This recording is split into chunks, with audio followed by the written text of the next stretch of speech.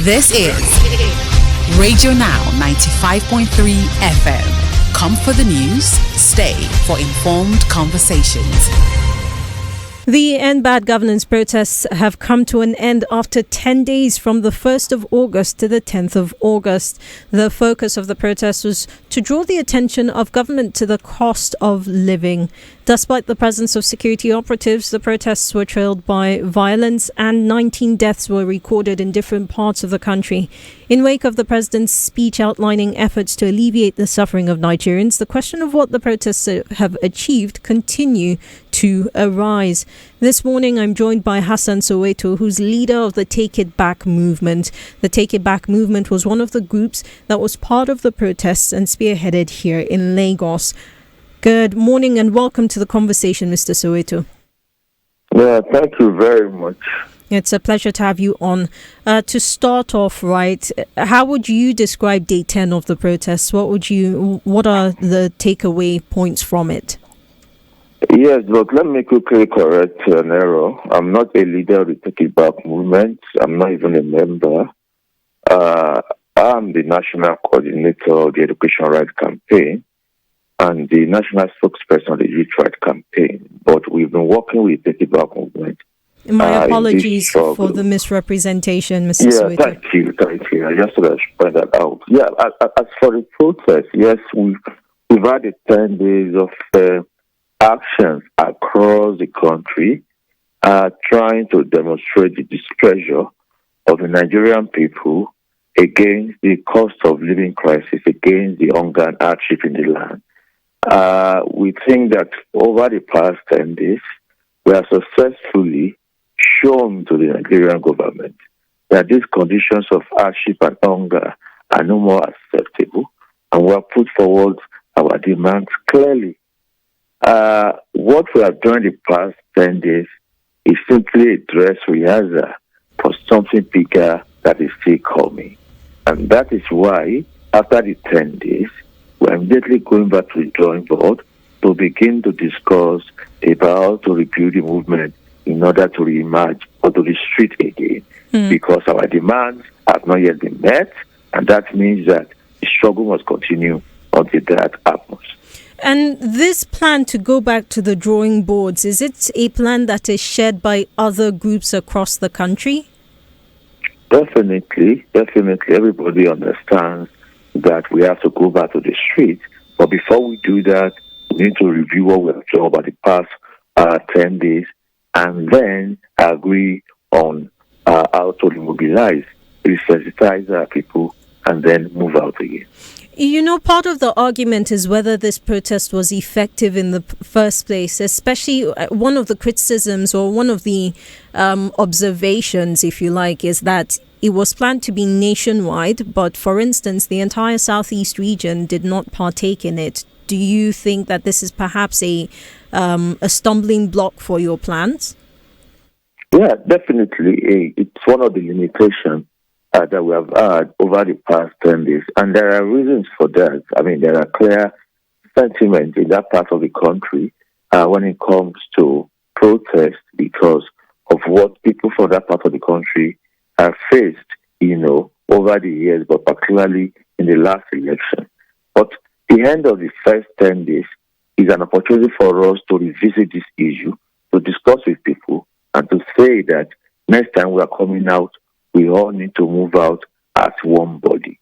I think we have an opportunity to deal with all of these issues. There are also other questions in other places. I mean, for instance, we have had in the northern part of the country now, enormous repression, people have been killed and all of that.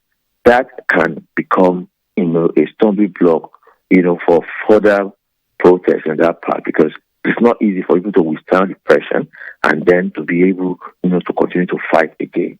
So this is an opportunity to go around, in order to emphasize, the need to not ever relent despite what we have faced over the past 10 days, despite what sentiment may exist anywhere.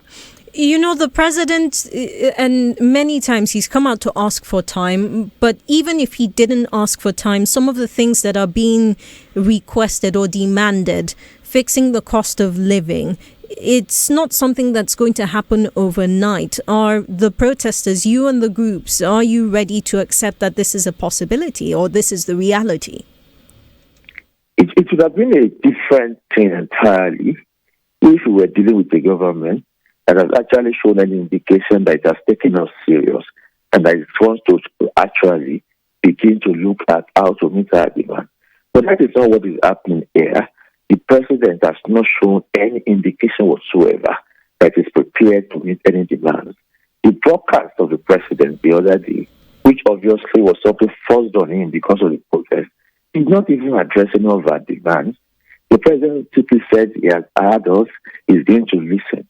But he spent the entirety of the broadcast itself defending the record of the government, defending the policies of the government that we said we did not like, that we said had caused all of these problems. Then, at the very time that the president is saying that he's going to listen to us, the president and the security agencies continue to attack our people, to arrest and to kill protesters. So when you look at all of that, that is not an indication that the government has heard us and that it is prepared to begin to meet the demands. So that's why the whole question about giving them time does not apply yet, because they are not even ready. They have not even listened at all. May I ask you, just as a final question, right? What could the president have said, or what should he be doing to indicate that he's actually listening to you, the protesters? The very first thing we are going to look at, out of all of the demands we have put forward, which demands can be immediately met. For instance, we do not think that a demand on reversal of fuel price hike requires any meeting or any dialogue or any long processes before that is met. Because don't forget that this policy itself of removing fuel subsidy was something the president himself did right there at Eagle Square on May 29 last year. Well, that's not entirely accurate. That's not entirely accurate. The removal of fuel subsidy it's a law. It's in the Petroleum Industry Act, and it's something that happened under the previous administration. I mean, the president has been criticized for the callousness with which he made the announcement on May 29th, but he wasn't the one who removed it. He was the one who removed it. Under the previous administration, there was a provision for payment of subsidy up to 5 months within the new administration of President Tinubu. No, it was to end in June. June was essentially 2 days after he took office. There was a PIA law. I completely recognize that. But President Buhari continued to still, provide money for subsidy. That's to tell you that it was not cast in stone that President Tinubu had to do what he did on May 29. He did not even wait to form a cabinet yet. He did not even wait to consult with Nigerians. And then he did that. So what I'm therefore trying to say, therefore, is that if a government actually wants to, show that we could have some confidence, we could have some trust, those are the kind of low-hanging fruit that the government could have immediately addressed. But I completely agree with you that those we have in government actually are not prepared to do some of the things we are saying. And that is why our struggle is also about transforming this country entirely. This struggle is not just about one or two demands. This struggle is about ending a condition of hardship and hunger, the system that produces that, which is capitalism, and replacing that with a socialist economic alternative. Because ultimately, what we are talking about is the fact that we have in this country enormous resources that could make the lives of ordinary people better. But the government that we have had successively continue to prefer economic policies that continues to ensure that people remain poor while a few people are rich. We need an end to that. And that is why this struggle is equally about system change. Mr. Soweto, thank you so much for your time and for speaking to me this morning. I do appreciate it. And hopefully we can catch up with you once you go back to the drawing boards and decide on the next steps. Thanks for having me.